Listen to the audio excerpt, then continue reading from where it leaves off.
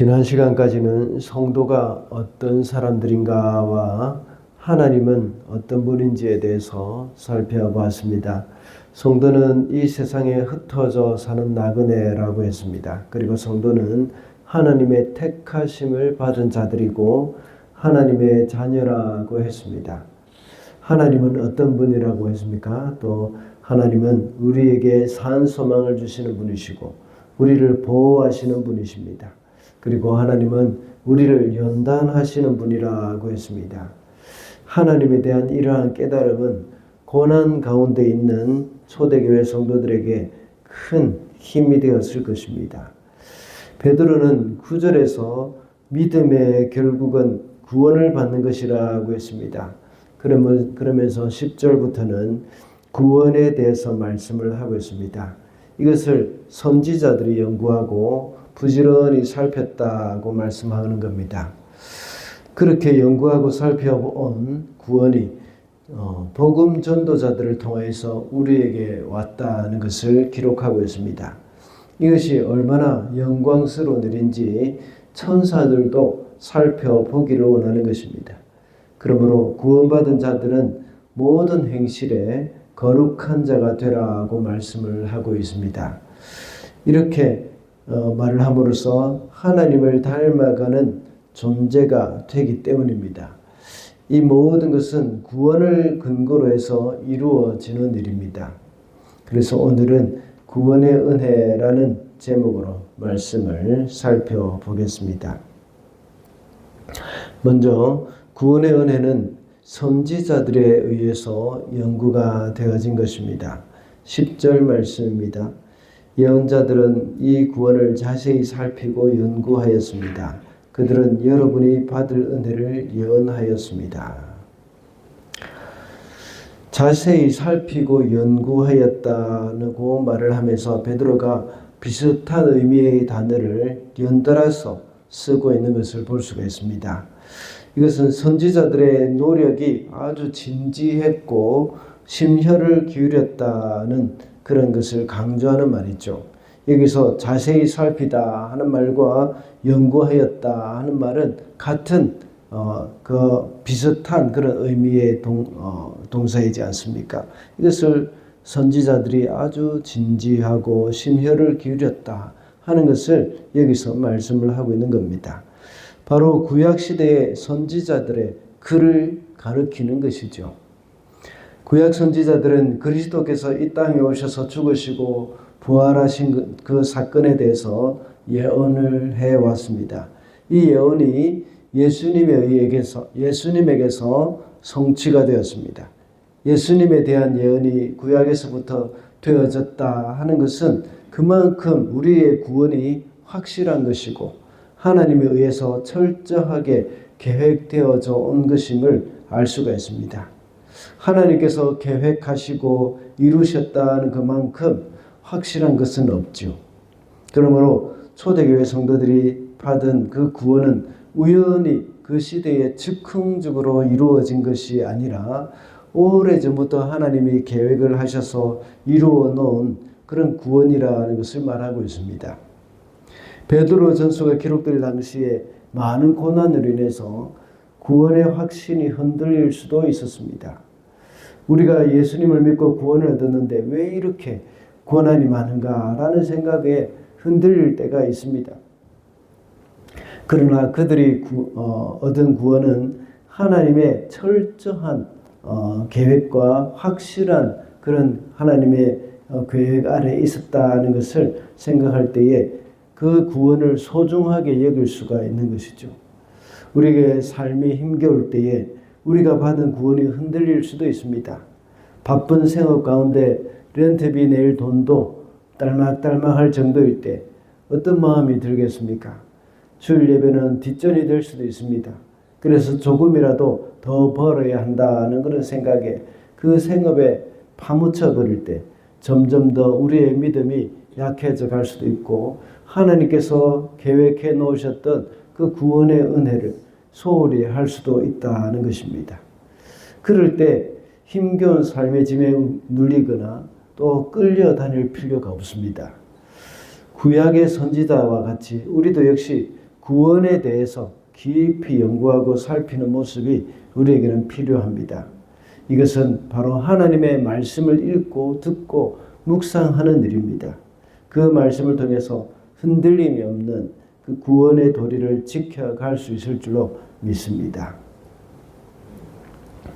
둘째로 구원의 은혜는 전도자들에 의해서 전해졌습니다. 12절 말씀입니다. 예언자들은 자기들이 섬긴 그 일들이 자기들을 위한 것이 아니라 여러분을 위한 것임을 계시로 알게 되었습니다. 그 일들은 하늘로부터 주어진 성령을 힘입어서 여러분에게 복음을 전한 사람들이 이제 여러분에게 선포한 것입니다. 그 일들은 천사들도 보고 싶어 하는 것입니다. 구약의 선지자들이 연구를 하고 살핀 것이 신약에 와서는 전도자들을 통해서 베드로전서 수신자들인 그 소아시아에 흩어져 있는 그 성도들에게 전해진 것입니다. 초대 교회 당시에는 많은 순회 전도자들이 있었습니다. 스데반의 죽음 이후로 예루살렘에 큰 핍박이 일어났죠. 그때에 많은 사람들이 각처로 흩어졌습니다. 그와 동시에 예루살렘에 있다가 흩어진 그 성도들이 자기 고향에 돌아가서 복음을 전하게 된 것이죠. 그뿐만 아니라 사도 바울을 비롯해서 예수님의 제자들과 같은 사람들이 다니면서 복음을 전하는 일들이 많이 일어났습니다. 이들의 전도로 인해서 예수님을 믿는 사람들이 더 많아졌던 것이죠. 그런데 이 일은 천사들도 보고 싶어 하는 것이라고 말씀을 하고 있습니다. 구원의 신비는 천사들에게는 감추어져 있었다는 것을 알 수가 있습니다. 이것은 복음을 받은 신약의 성도들이 큰 특권을 누리고 있다는 것을 말해줍니다. 계속해서 고난과 핍박, 어려움을 통해서 좀 여러 가지로 신앙생활을 하기가 쉽지 않은 그들에게 이 구원이 얼마나 소중하다는 것을 다시 한번 여기에서 말씀을 해주고 있는 것입니다. 이러한 구원의 은혜를 우리가 받은 사람들로서 우리만 가지고 있어서는 안 되겠습니다. 우리가 먼저 받은 이 구원을 다른 사람들에게도 전해야 하는 것이죠. 아직도 구원의 은혜를 알지 못하는 사람들이 얼마나 많이 있습니까? 그들에게 우리는 또 부지런히 전해야 하는 그런 사명이 있습니다. 이것은 사명인 동시에 특권입니다. 왜냐하면 이러한 일들을 천사들에게는 감춰져 있고 천사들도 이것을 살펴보기를 원하는 것이기 때문이죠. 찬송가 가사와 같이 천사도 흠모하는 이 일이 우리에게 맡겨진 것입니다. 우리는 모두가 복음에 빚진 사람들입니다. 이제 다음 주일부터 광고를 할 예정인데 매년 해오던 바와 같이 우리 주위에 교회에 출석하지 않고 있는 사람들의 명단을 다 모아서 그들을 위해서 먼저 또 기도를 해야 하는 것이죠. 그리고 그들을 초청해서 구원의 복음을 듣게 하고 우리와 같이 구원의 은혜를 받을 수 있도록 우리가 힘을 써야 하는 겁니다. 마지막으로 구원의 은혜를 받은 자는 거룩을 위해 힘을 써야 합니다. 15절과 16절입니다. 여러분을 불러주신 그 거룩하신 분을 따라 모든 행실을 거룩하게 하십시오. 성경에 기록하기를 내가 거룩하니 너희도 거룩하여라 하였습니다. 12절까지 말을 한 후에 13절부터는 그러므로 라는 말로 시작을 하고 있습니다. 이 말은 앞서 말한 그런 내용에 대한 결론적인 부분을 이야기하는 것이죠. 앞에서 구원의 은혜를 받은 사람으로서 이제는 이렇게 살아야 한다는 것을 말씀을 하고 있습니다. 하나님이 주신 구원의 은혜를 끝까지 바라보고 가라고 했습니다. 그리고 이제는 그들의 삶도 역시 변화된 삶을 살아야 한다는 것을 말씀하고 있습니다. 13절에서는 구원의 은혜를 받기 전에 모르고 쫓았던 그 욕망을 따라 살지 말라고 말을 합니다. 그리고 행실에 거룩하라고 했습니다. 그러면서 레위기에 말씀하신 하나님의 말씀을 인용하면서 내가 거룩하니 너희도 거룩하라고 권면을 하고 있는 것입니다. 이 말씀은 구원의 은혜를 받은 사람으로서 구원받은 사람답게 살아야 한다는 의미이죠. 구원을 받기 위해서 거룩한 삶을 살아야 한다는 말이 아니라 구원받은 사람이기 때문에 구원받은 사람답게 살아야 한다는 것을 말씀하고 있는 겁니다.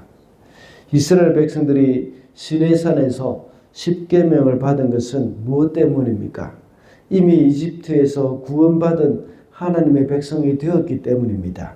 그래서 하나님의 백성으로서의 삶이 무엇인지를 가르쳐 주는 것이 바로 십계명이요 율법이었던 것이죠. 거룩하다는 말은 구별하다는 말입니다. 14절에서 베드로는 수신자들에게 전에 모르고 쫓던 욕망을 따라 살지 말고 라고 말을 하고 있습니다. 우리 삶 가운데서도 역시 전에 믿기 전에 쫓아 살았던 그 욕망, 그것을 여전히 추구하고 살고 있지 않은지를 우리는 살펴봐야 합니다. 여러분의 삶에서 아직도 세상 사람들이 쫓고 있는 그 욕망을 그대로 쫓고 있는 것은 없는지, 그것을 버리고 거룩한 하나님의 백성으로 그 삶을 살아갈 것을 우리는 다짐을 해야 하겠습니다. 하나님이 우리에게 주신 구원의 은혜가 어떤 것이라고 했습니까? 그것은 선지자들에 의해서 연구되어진 것이고 전도자들에 의해서 전하여진 것이라고 했습니다. 그 구원의 은혜를 받은 우리는 거룩하게 살아야 한다고 했습니다. 오늘도 구원받은 하나님의 백성으로서 거룩한 삶을 살아가는 저와 여러분이 되시기를 바랍니다.